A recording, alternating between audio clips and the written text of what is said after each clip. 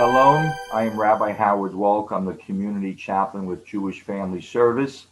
I have the honor and pleasure of working closely with Faith Presbyterian Hospice. I hope this finds all of you well, considering our current circumstances, and you all have been vaccinated or seeking vaccinations. Faith Presbyterian Hospice, as I'm sure you all know, on Merit Drive, to their credit, administering the vaccinations. So hopefully we will, in the not too distant future, get back to being in a normal state of affairs, whatever that may mean. Certainly this past year has taken its toll in many ways on individuals. And today I'd just like to share a thought or two with you with regards to something that perhaps gets overlooked. Those of us who work with other people, social workers, physicians, nurses, administrators, activities directors, which I'd say would probably include everyone who's hearing this video. Sometimes those of us, all of us who are so dedicated to the people we work with, tend to forget about ourselves and sometimes even our own family members. You know, the old thing about the shoemaker's children goes without shoes. Well, sometimes people who are so involved in the needs of others will neglect, perhaps certainly unconsciously, not purposely, the needs of their own family, the emotional needs, time that needs to be spent with family members. Rabbi Dr. Abraham Twersky, who recently passed away, was a world-renowned scholar and a psychiatrist.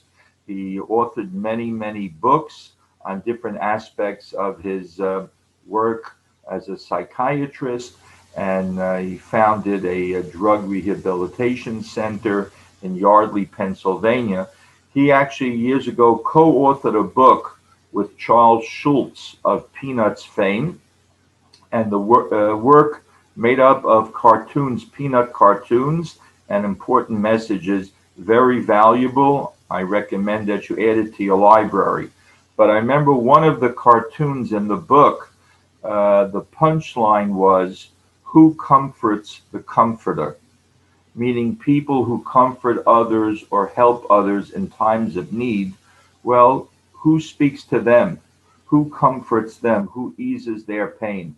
And sometimes it's whether it's those of us who work with other people or our family members, sometimes we forget about ourselves and others. I heard recently a story about a young man, about 20 years old, who came from a very prominent family in Jerusalem.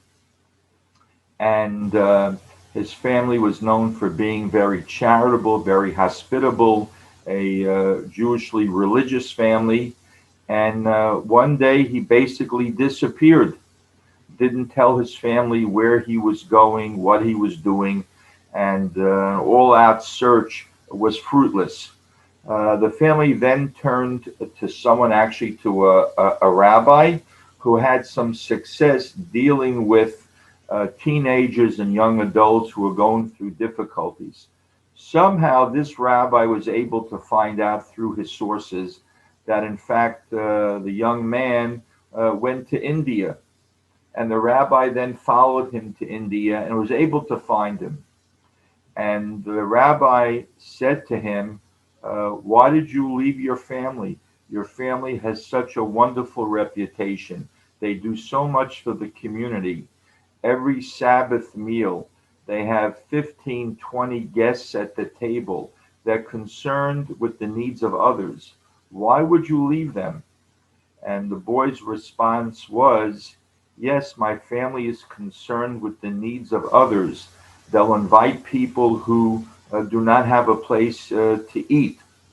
But my family, my parents, never ask me how I'm doing, what I'm doing, what my dreams are, what my concerns are, what bothers me."